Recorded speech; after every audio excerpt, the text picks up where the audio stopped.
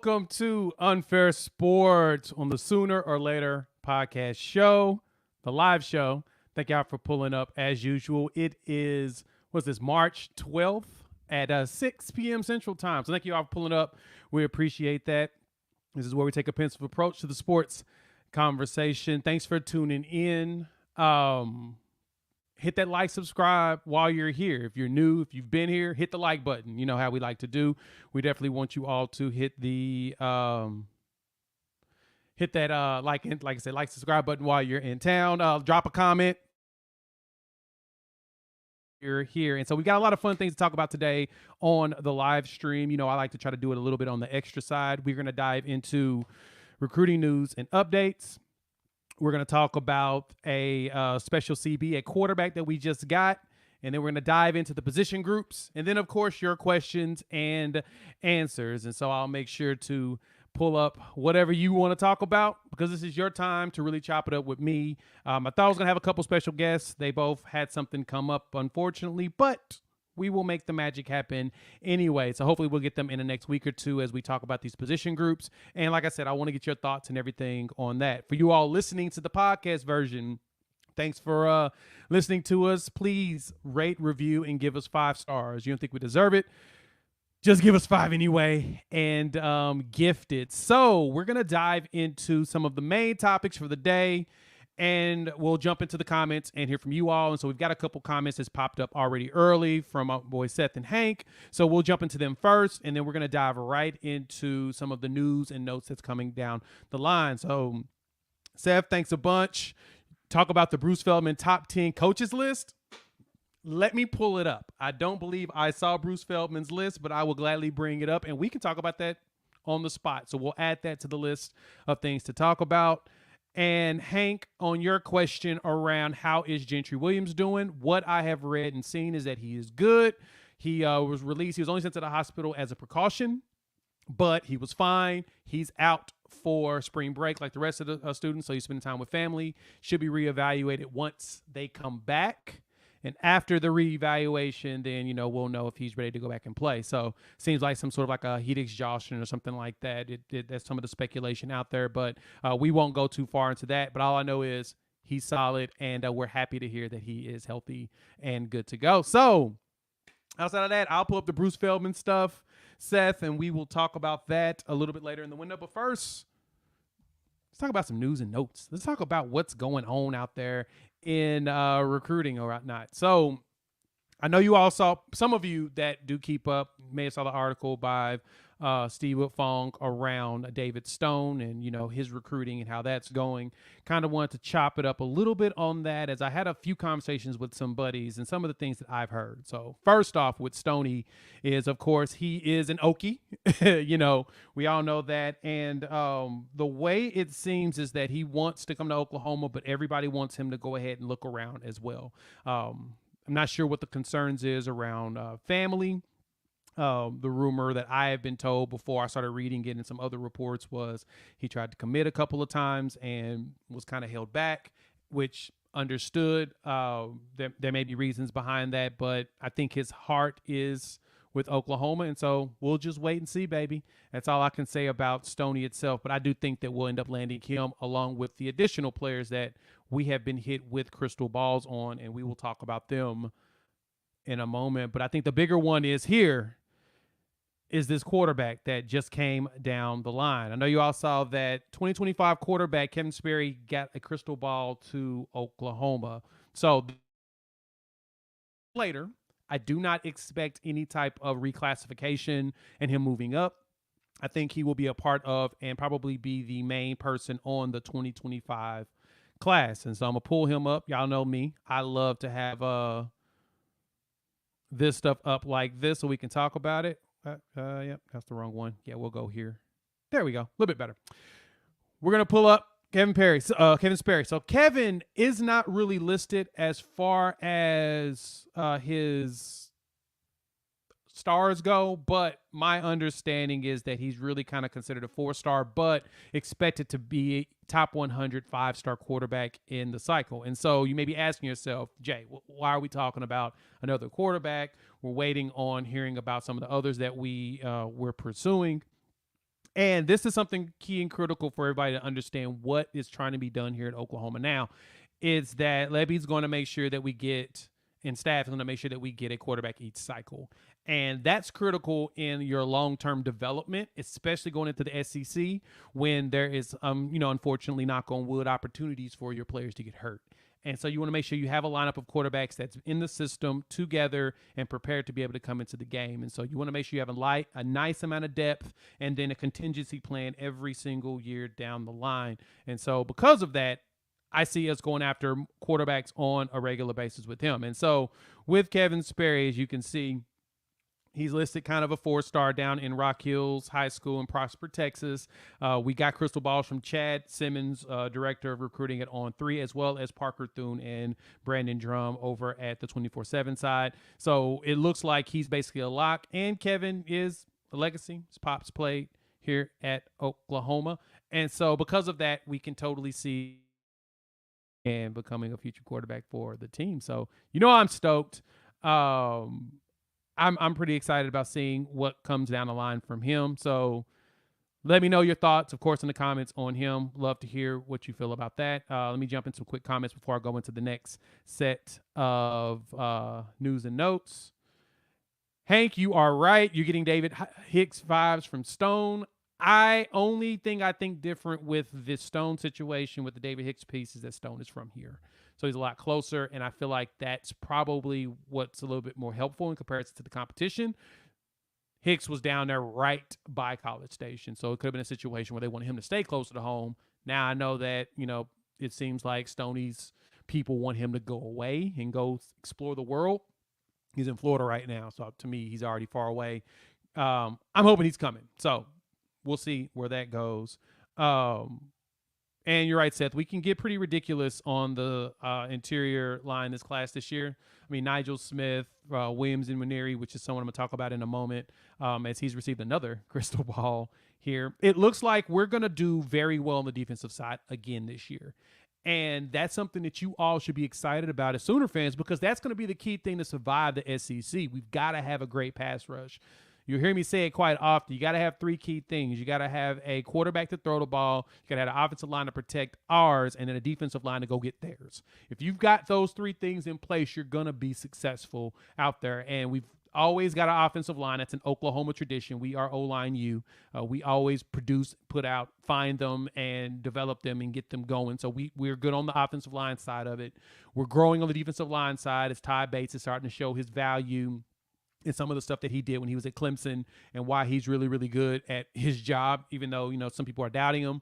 You got to give him time to get what he's doing. And then Miguel Chavis, he's doing a great job of bringing in a lot of players. PJ Adebayo was one of his. Williams and Owanari is another one of his, and it looks like we're going to land him as well. So I personally am excited about what this staff is doing long term. So I hope you all are recognizing that as well. And so Ken's got a question here on 5-star D lineman, 3 or 4. I'm hoping we land at least 3. I see us getting 3. I see Owanari. I can totally see us getting Stoney. I don't see why Stoney would not be on that list of players. And I think that Nigel Smith's going to end up being a 5-star in the end, and we land him as well. So as we grow as in that front 7, I think we're going to be fine long term. So y'all should be excited about that. Like I'm saying, you really should be. I'm not sunshine pumping or anything. I'm just pointing out the facts that we're going after the players that we know we have to have in order to win. And then Edric Houston out of the Georgia area, when he came and did his visit recently, was very complimentary of Oklahoma and what we're doing here. So y'all should be excited about that. So let's pull this back through. Let's look at, let's see, you know what? Yeah. Owanari is one that we recently got a crystal ball on again. So we've gotten them from the On3 squad. We've gotten them from the 24/7 team, and we've gotten them from the Rivals team. So it really looks like we're going to end up with Williams and Owanari here. And as you can see, by the end of this. ESPN and Rivals will throw him as a 5-star. I promise you, especially the way that he's performing. Think PJ Adebayo.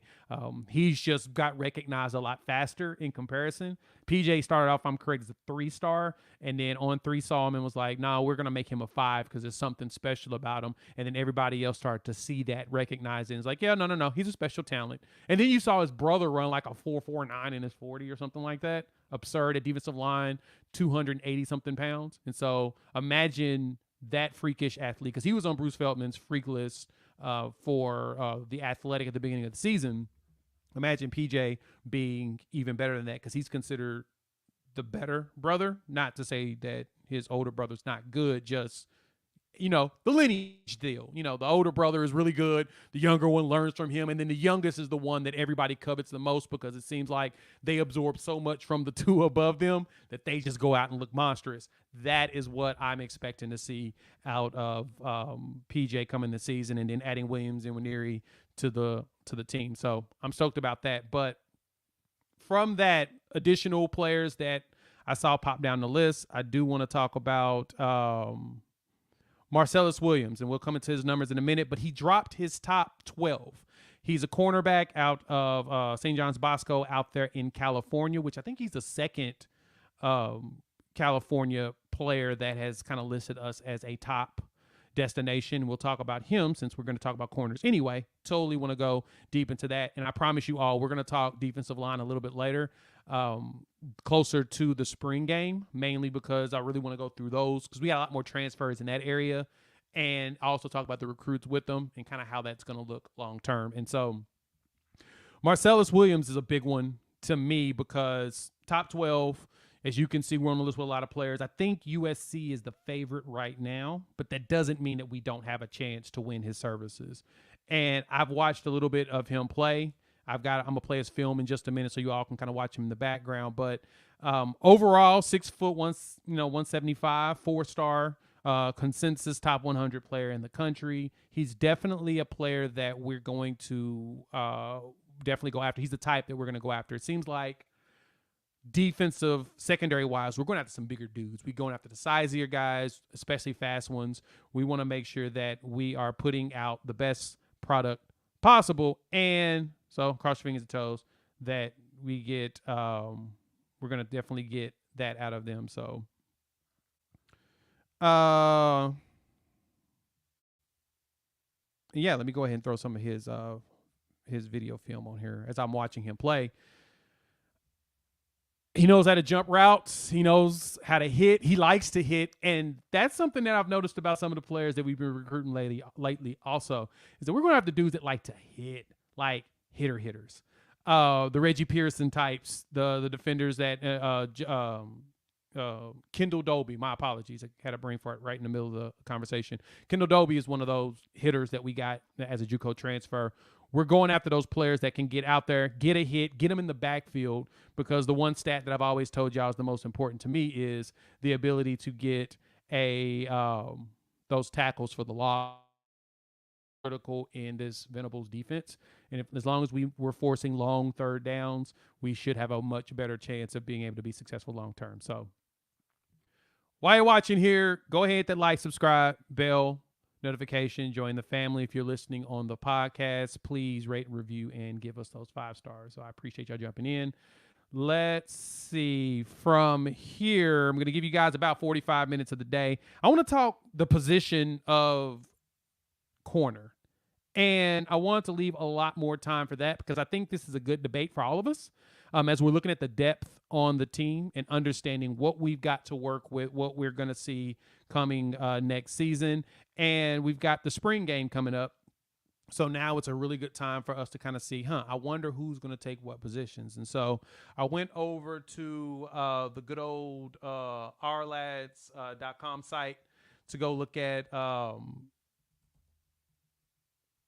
their depth chart, kind of get an idea of what the depth chart could potentially is going to look like. And so let me I'm going to find this for Seth. He had the question earlier. We're going to talk about this as well. Yeah, Hank, you're 100% right. And your top list of oh Lord, I'm a little nervous with seeing this Feldman list. Hold on a second. I'm going to pull it up real time. We're going to have a reaction together before we get into the position group. My apologies. I'm going to jump all around on y'all real quick. But I'm going to jump on this Bruce Feldman list. This is the question that came up. Give me a second. I am pulling it up right now. It was on Twitter.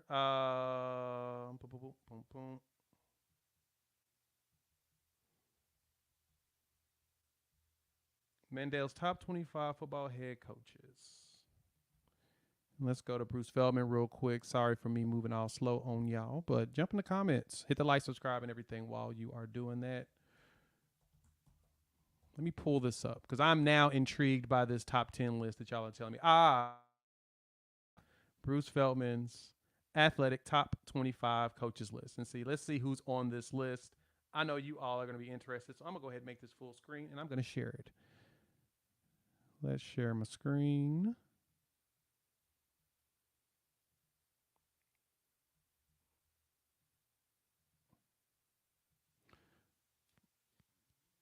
Now, there was something else I wanted to look at, too, was the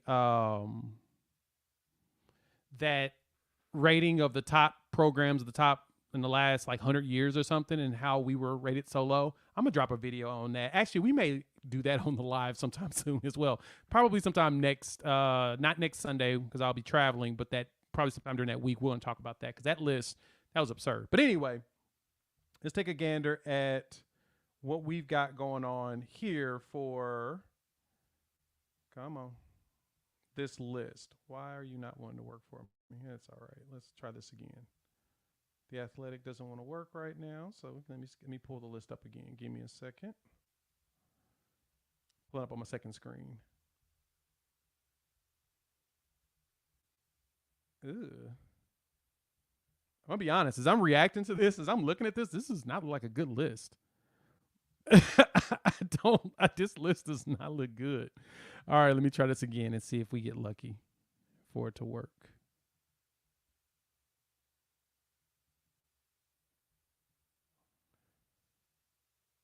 All right, here it is. Of course, as we scroll to the top. Now, did we see where all right, Stuart Mendel had his as well. I know a lot of y'all don't like Stuart Mendel over there at the Athletic. I'm personally a fan of Stuart. But yeah, looking at this list, ew. So, okay, I understand the Nick Saban and Kirby Smart. That's logical. Everything about that makes sense. Why would you not say Kirby Smart and Nick Saban as your top guys? Dabo had a solid run, so I can understand that one. Jim Harbaugh's a little high. That's a lot higher than I would have expected. I mean, he's got some good wins the last 2 years. He finally beat the Ohio State twice in a row, which is of course a big deal. That school has been very successful the last few years, but that still feels like an extremely high put. Why is James Franklin number 5? I asked that because has he beaten Ohio State?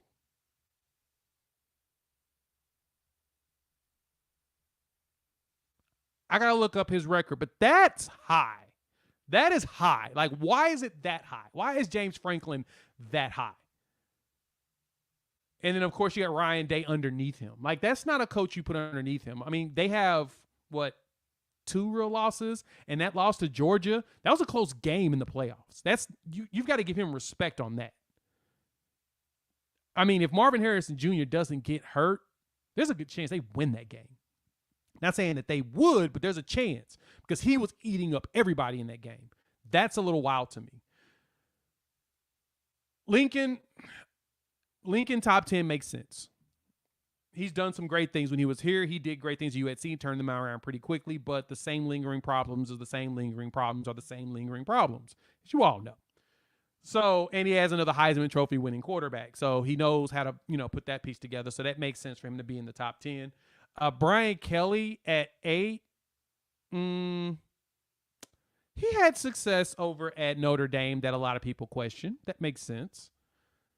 Whittingham at 9, and then Lance down here at 10. I would have put Fickle over Lance. I would have put Fickle because Fickle was at least able to get his Cincinnati Bearcats to a playoff bid. And they didn't do terrible against Alabama. They just weren't fully prepared for an Alabama. You know what I'm saying? Like physically, Alabama knew, Nick Saban knew what, friend of the show, Ty Hayes over around the table. A lot of you are subscribed to his channel.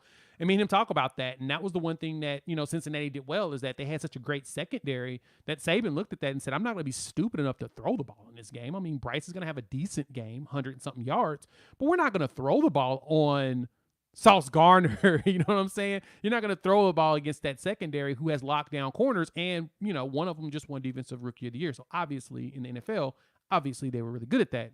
So we're just going to run it down your throat. You're running a 3-3-5. We just run down your throat. Your guys are not big enough to handle our run, and so you just run it down your throat, which was logical, the smartest thing you could possibly do. So I think Fickle should have been a lot higher. Clausen, I think I'm gonna stop at 15. Down to Matt Rule. Matt Rule is top 15, and he hasn't coached in a few years at Nebraska. Of course, Chip Kelly up there. Yeah, that's cool. Okay, I think I'm good with this list. I think I am good. Seth, thank you for bringing that to my attention. That was a discussion. Hop in the comments. Let me know what you think about that. That's an intriguing setup. I got to go look at Stewart's next, and we'll probably drop a video, a combination with this and that, and kind of see what these coaches look like, especially the Big 12 ones, as we'll be facing a lot of them this coming season. So let's go right into the DBs. I'm ready to talk defensive backs. So as I mentioned, I jumped into, and we'll dedicate this to the rest of the show, the Ourlads depth chart, as that was kind of a guess on what we're going to look like next season.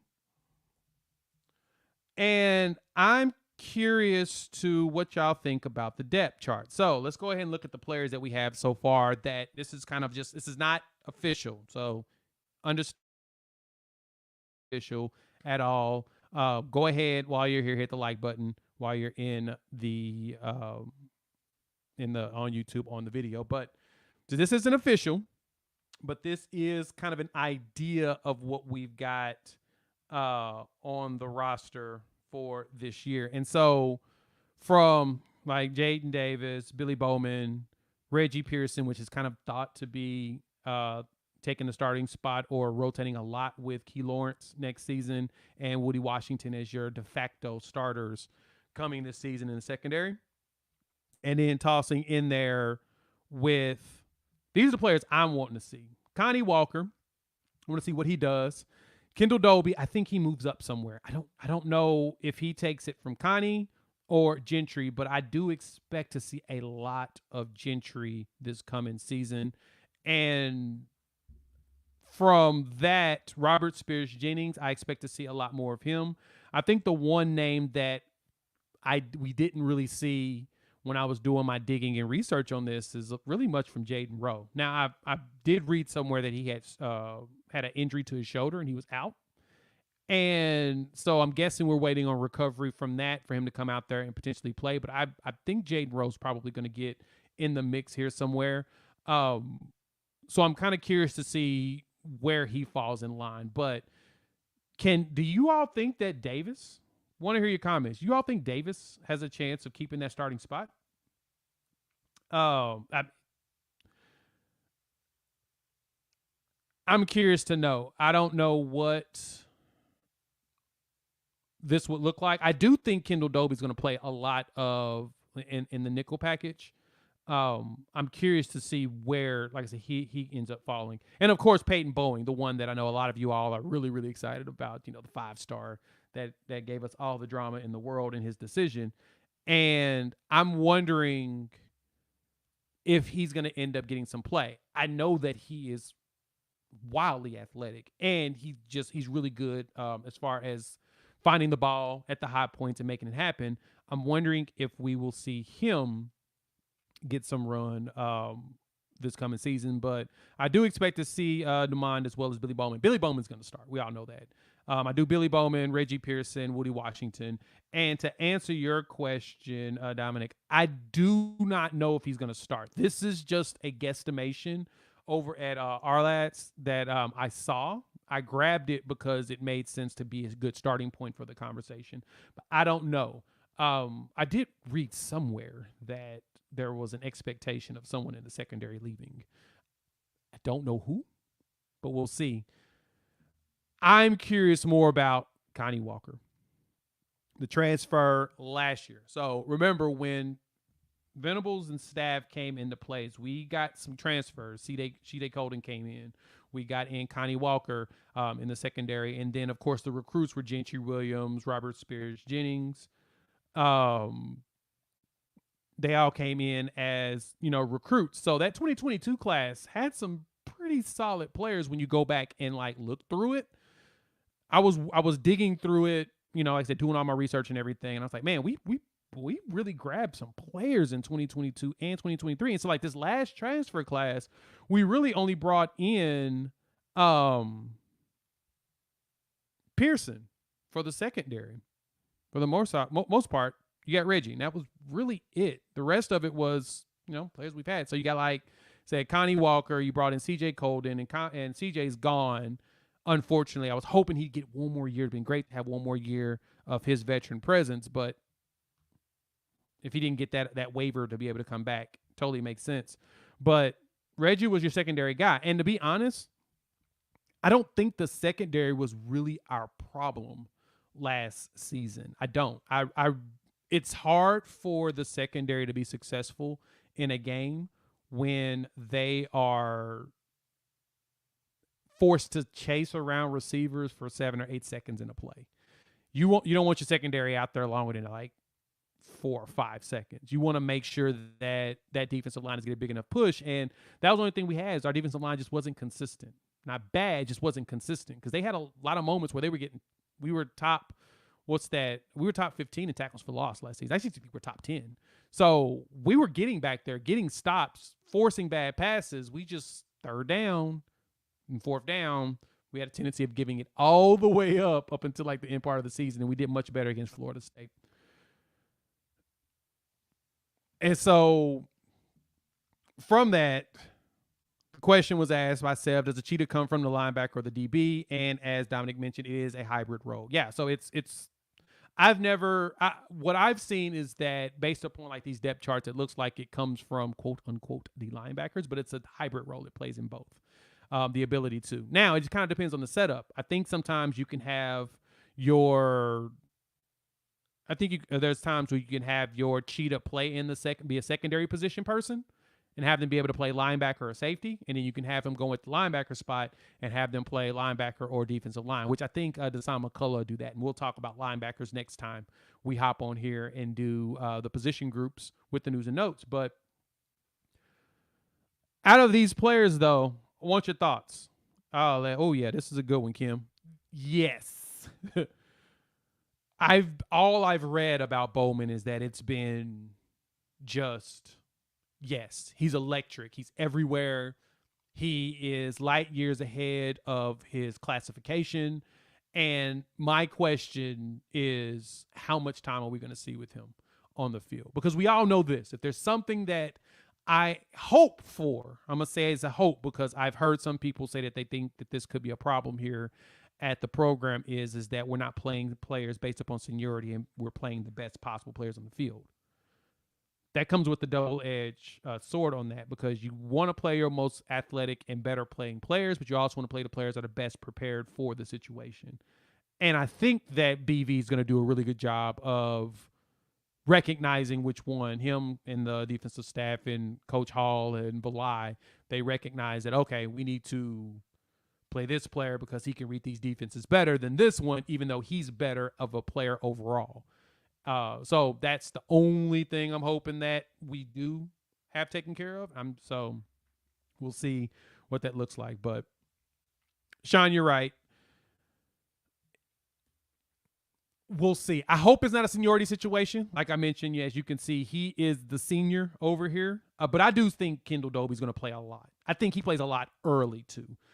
I was more surprised when I saw this on there as a guesstimation that Kendall was thrown third. I really think Kendall's going to end up either starting or being the nickel immediately because watching him in JUCO, he like hit He's very good as a ball hawk. We just got to make sure, and he's pretty fast. He's fast enough. I think that he'll be one of those players that will move up the chart quick. But I really want to know what Connie Walker is going to give us. He was one I was excited about whenever we got him as a transfer, him and Colden. And I liked Connie a lot because he was young too. And so he's one of those players that we can mold, because that's something that's key that you got to remember when it comes to these depth charts and these players is you got to have players that you can build upon, as well as some that can walk in with experience. And that's kind of where the trickiness of the transfer portal comes in. And that's why you can't, to me, so far, you can't live only in the transfer portal. You have to have players that you develop behind those transfer players. You can plug a hole here or there with some players that are just that good. But for the most part, you got to build. You got to build those players, because the ones that understand your system the best and the opposition the best, they'll the most. And then, of course, heading into the SEC, we've got a lot of film study coming up very soon. Good point. You're very true, Hawaiian Ice. That's very true. We had a lot of tendencies, and I'm hoping my internet's looking better. We had a lot of tendencies where we looked a little bit on the confused side. And I don't think it was as I mentioned, I don't think it was really on the secondary fully. I think the TCU game was definitely one where we were lost. But we did a good job of recovering later on in the season. But I think it was more so just getting enough pressure on the defensive line and getting consistency. And our linebackers had a tendency of not being in the right spot fully. But we also had a lot of young players back there that was building and learning on a new system. I think once they started adding the complexities to it, that's when things started to go awry. Because those first 3 games, I will always reference those. It looked like we were out there playing off athleticism. Players just doing natural instinct and going. We've got to get better on that part. Yes, Reggie Pearson Jr. is a man-child, and I think he's going to be extremely, extremely dangerous in the secondary. He's the one player that I have been in the transfer portal that's just like, yeah, he's going to walk in and start. And I'm glad that he's going to be hitting other people instead of us, because, when he was hitting us, I was a little worried. I'm just surprised that he moved from Wisconsin Tech to us now. But at the same time, some people are just mercenaries, and they're better in certain situations and positions and programs, and boom, here we are.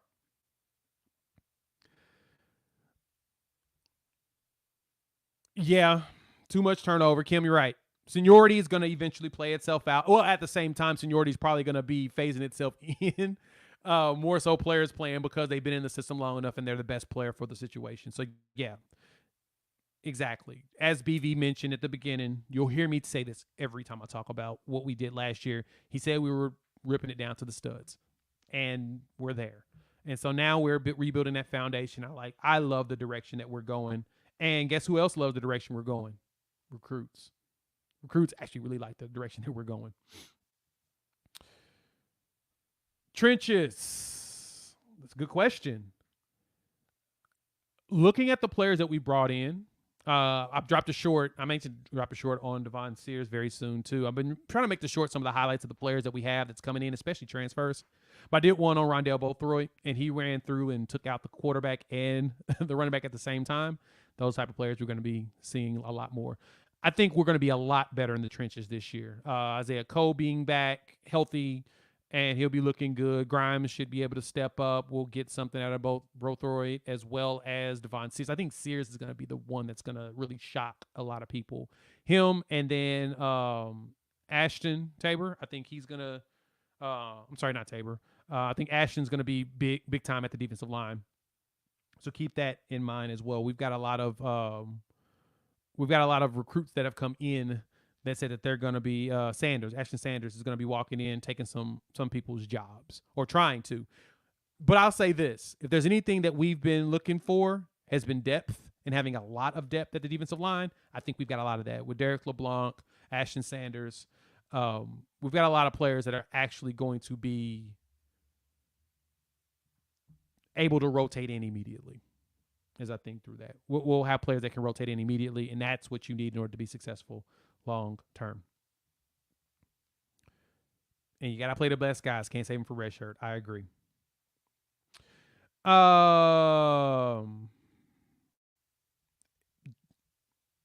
So Kim, with that, It can be, and this is the reason why.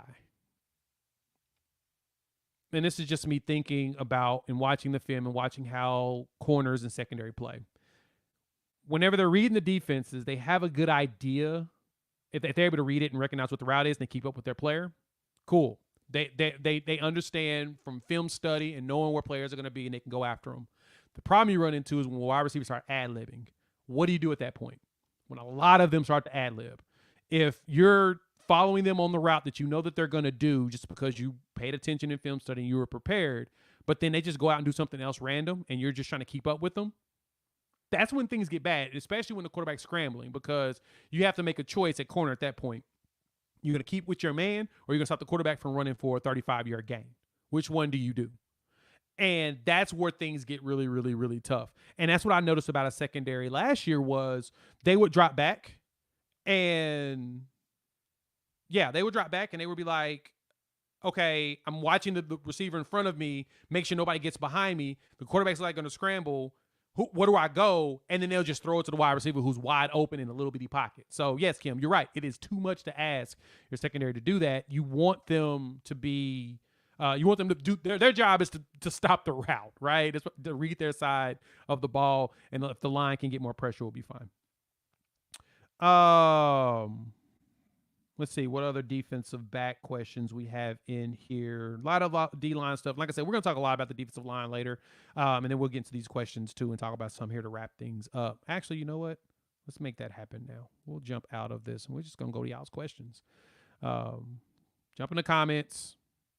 Let me know what you're thinking with everything. And so we had a pretty interesting question that I think is fun to go into. And Seth asked it. A couple of you commented on it. Would you rather get 8 wins and throttle Texas or 10 and lose to Texas? I am 100% with Sean.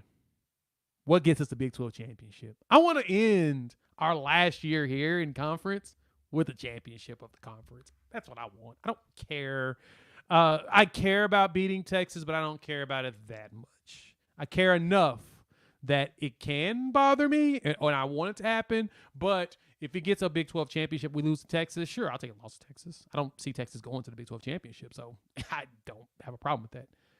I prefer to beat Texas. I'm sorry, I prefer to win a Big 12 championship over beating Texas. So that's what you'll always get from me is that's the one thing I prefer.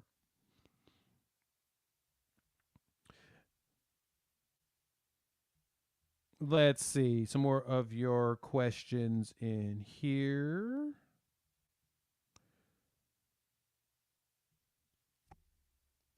Yes, Gerald McCoy wants Stoney here bad. He wants to keep the in-state guys. I hope my Wi-Fi's acting up. My kids are online as well. I hope that McCoy can win the Stoney battle for us. And I think he will. And I only say that because McCoy is from here and he wants local talent to stay. So I am in the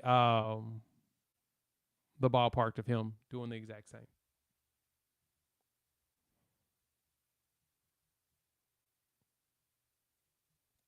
So, yeah, he's very much vested, and I expect that to be the entire case. And, of course, starts at the line. That's what we need. What other questions y'all got? Kelly and Co. still on the defensive line. That's a great question. Yes, both of them are seniors, redshirt seniors coming in. So we have Isaiah Coe and Jordan Kelly both there. We'll have Reggie Grimes. You know what? Let me show y'all what this looks like that I'm looking at because I think it's always intriguing to talk about that real quick before we jump into. I know. We want windows. This is what that random depth chart looks like right now. And let me move me to the side. So, yeah, we've got Downs, Jordan Kelly, you got Isaiah Coe, Reggie Grimes is still there. Then you got Sears, you got Jacob Lacey, who's also the defensive line to be rotating around. And then Grayson Halton, which I've heard great things about Grayson. I heard that he is something. Bothroyd, which is interesting, got him back here. I don't see him being that far back. We'll see what it looks like on the workouts. But at the same time, the goal for here is to everybody to rotate a lot. And the more they rotate, the happier, of course, we're all gonna be.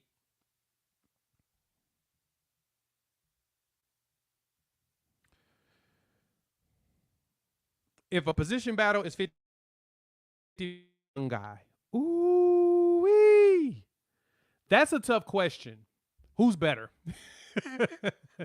um, I think it's who's better for the situation and who we're playing. If we're playing against a run dominant team, I want the player that's better against the run. If we're going against a pass dominant team, I want the one with the better pass rush. And I am a situational person. I want us to play the best player for each situation. That way we can be successful. I want us to be the most successful possible when it comes to how we play. I know you do too, but it's more of a in my thought it's adjust yourself based upon who you're playing. I think that's probably the safest route to go, um, and make us a lot more successful on that. Oh God, Provo, yeah. And Hawaiian Ice said, I was watching something on OU defense and it was a lot of depth concerns and issues. So that's what I was watching. What do you think about our depth? I think we've got a lot more depth today than we did last season. Like a lot more depth. And I think the other thing is too is that Schmitty had a full year with the players. And there's one thing to remember, if you work out or if you train or exercise, you understand it takes your body about a year to adjust fully. Like it takes months, sometimes a year for you to really fully adjust to lifting weights. And that's when you really see those results. Like you can see results quickly, like, 3 to 6 months, blah, blah, blah, blah. But depending on how you train or whatnot, I know I have a few friends that I know that do the bodybuilding and the competitions and stuff. And they're training for months to a year ahead of time. They're starting about a year ahead of time to get their body to the optimal spot in order to be successful in those competitions. And so because of that, that's the thing that I look at when it comes to Schmitty coming in this past season is that he had January to August to get them ready. And some players were used to playing themselves into shape. And that's not something you can do when it comes to very, very, very, very, very intense. And because he's so intense in what he does, you can't expect to be ready that slow, right? So I think that's one of those that now that these players that have been in the team for as long as they have for long enough to get themselves into good shape, I think that's kind of what you're going to see in a big difference. Wide receiver that's going to break out.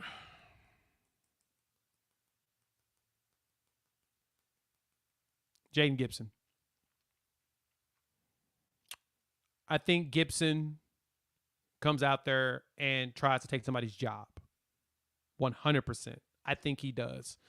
I've been sold on him since he came, and I think that he had a pass thrown to him. I can't think of which game it was. It may have been TCU, and he dropped it. And we kind of started to see him a little bit less.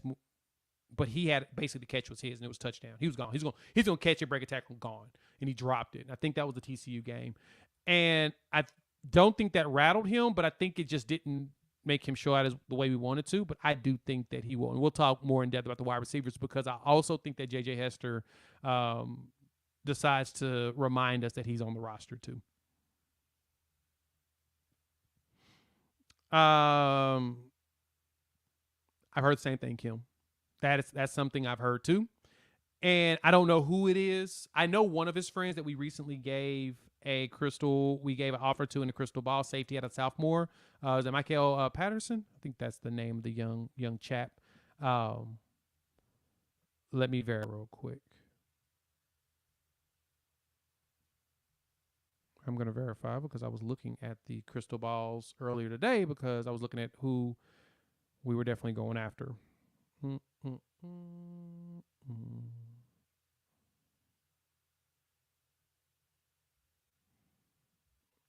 I believe it was Michael Patterson. Yeah, Michael Patterson McDonald, friend of Stoney's that I hear is really, really, really good influence and a great kid as well. So, yeah, I've heard the same thing though. That is definitely a rumor that's been going around for a while.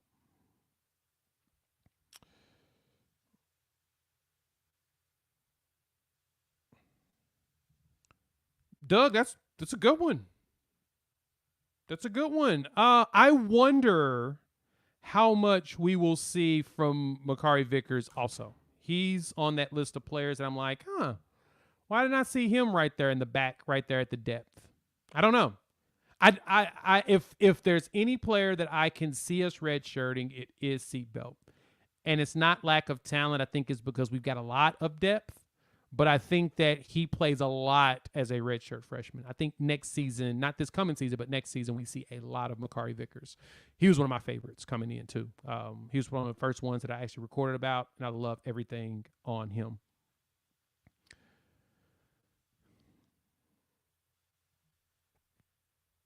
Yeah, I'm with you, Dominic. It's one of those things, man. I think with the Stoney deal, it's more of a they don't want friends that are too close that can throw off his game. But at the same time, I think he'll be fine with the Soul Mission. They'll keep Stoney on track. And then Gerald McCoy is like mentioned, he's heavily invested in him being successful. I think he does. I think he does well here.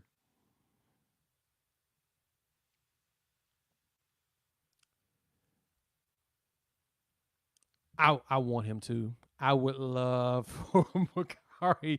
I would love for Seatbelt to be a freshman All-American and go out there and take a job. But I guess the question I ask is, y'all tell me whose position you think he can take? Because it'll be safety.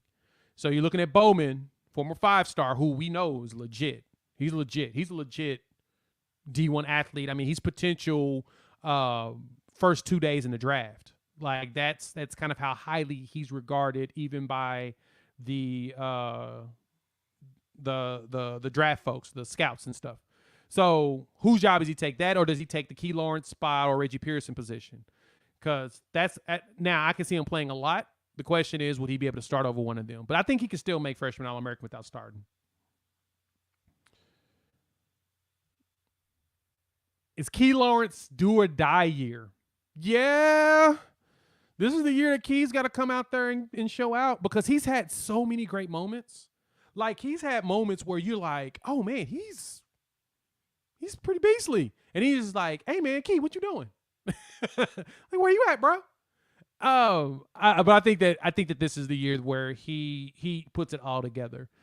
It seems like it was like the next year with the Tennessee guys when they got here, that they started to really shift and do things differently. And so I do expect good things out of Key Lawrence this season. But I don't know. I'm curious to see how he rotates with Reggie. Now, I think Reggie Pearson may play a little cheetah, linebacker, safety position type setup. I can totally see him do that in the 3-3-5. But I don't know. That will be interesting what that's going to show up to be. Seth with the solid question here. Thanks for that question, Jimmy. Seth with a good question here. Do you believe that we bring in the former Wisconsin coordinator? I totally see it. Jim Leonard, I can see us bringing him in, and in the video I put out about it, you can go back and watch more details, but I'll break it down real quick here. It's Jim turned down the Eagles job because he wanted to have hip surgery. Like, they had mutual interest, and it looked like they were moving forward and him potentially being a DC for the Philadelphia Eagles, and he turned it down. And I think that with that hip surgery, it makes sense for him to come here as an analyst to help BV. I believe they're friends. He's coming here to speak in April at a coach's clinic. And if he comes in here and he does that just to keep himself busy post-surgery, I can see him potentially taking the job or sticking around, staying for a while.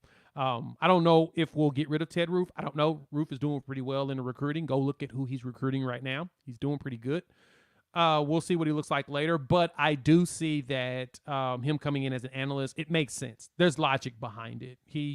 If he's going to kill time after hip surgery, why not, keep yourself fresh in the game by being an analyst for a friend of yours at a program locally?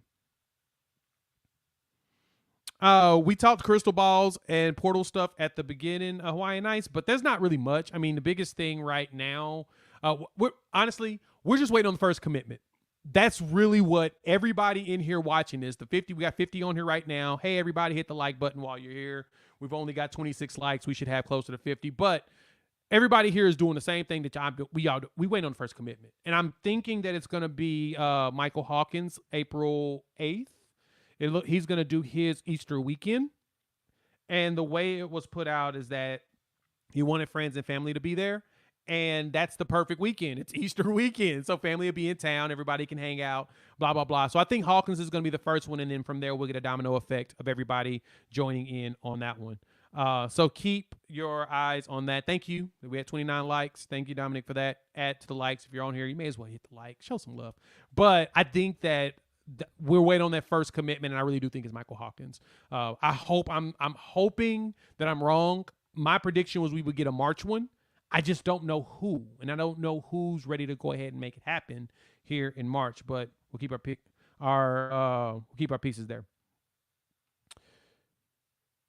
Pachotti, yeah, he's gonna be really, really, really, really, really, really good, and he's big. When I saw the picture of them all together, I was like, good God.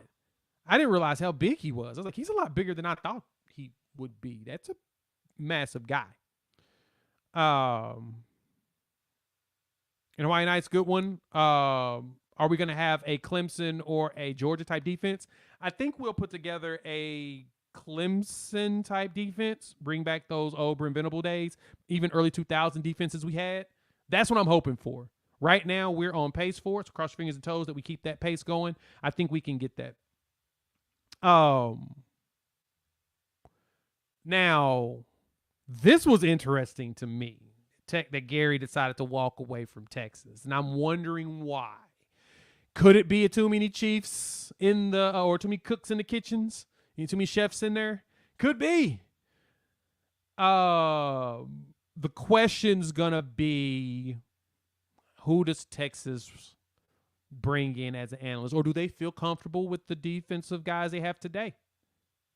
I don't know. That's a good question. But I don't think their defense is going to be as good this year as it was last. Because I think this Gary Patterson is just the mind that you can't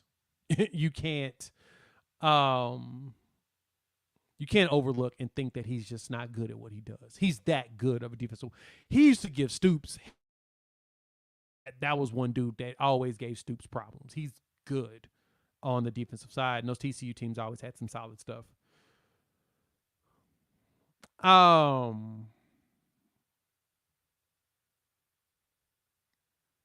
Dominic, I don't know about him to USC. That feels like a step down.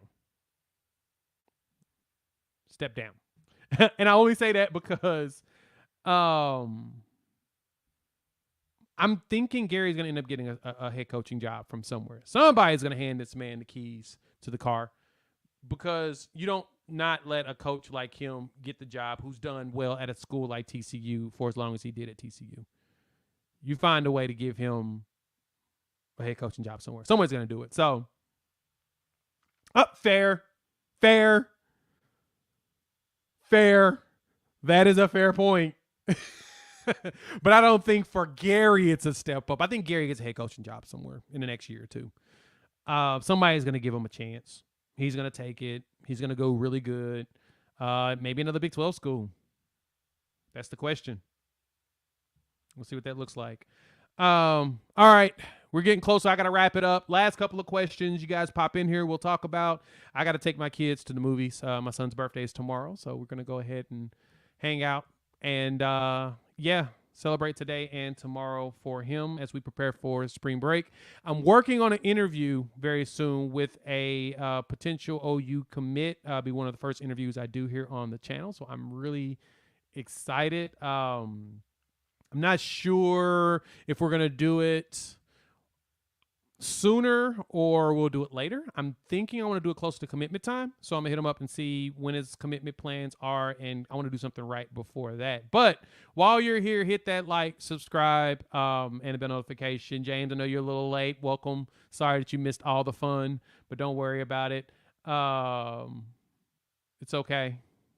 We'll do more of these. The goal is for me to get more of these out to you all, and we can sit down and hang out and talk. I'm pretty rusty on these live streams, but hey, first few, we'll get it down. Better graphics, good stuff. I'm going to go ahead and wrap things up. Thank y'all for pulling up. If you're listening to us on the podcast, go ahead and rate and review as well. Also share. Why? Because sharing is caring. So tell you people, thank you so much for pulling up. I love seeing you all. Let's wrap up. Last question of the day is going to come from Seth on A&M. And then I'm going to go ahead and leave you all with a great weekend to enjoy to yourself. How's A&M keeping all these labmen happy and not transferring? Not sure why this is acting up. Oh, that's an easy one, Seth. NIL is a big thing, man. But at the same time, A&M puts defensive linemen in the NFL. That's why. So it's kind of the mentality of the old Alabama way of doing it. You come here, we're going to get you prepared for the NFL. You don't have to play 4 years here to get drafted in the first round type deal. And A&M does. They put out defensive linemen. They put defensive linemen in the NFL. And as much as I want to knock everything that Jimbo Fisher does, Elijah Robinson knows what the hell he is doing. And so we he's one of those defensive line coaches that's just good at his job. And so, yeah, the losing sucks, but those players will go league. And they know how to talk to him and say, look, you're going league. So you may as well just stick around. And this is even before NIL. It's just E-Rob knows what he's doing. Elijah Robinson knows what he's doing at defensive line coach. And when they had Nick Williams, Nick was a fantastic recruiter too. So Nick's now at Colorado. We talk about Colorado a little bit here on the channel too. He's done well. He's going to do well for them too. And so that's the only reason why I think A&M's able to do what they're doing. So thanks for pulling up. Y'all have a good evening. We will chop it up. I don't know. I'll have some videos out in the next day or two. I'll be putting a whole bunch of stuff together as I prepare to enjoy March Madness, as I am a March Madness head. If any of you are in the Vegas area, find me. Or if you're in Vegas anytime this coming week, I will be there end of the week hanging out at the sports book watching the game. So love to chop it up, grab a beer, and talk football. Besides that, we're out. Peace.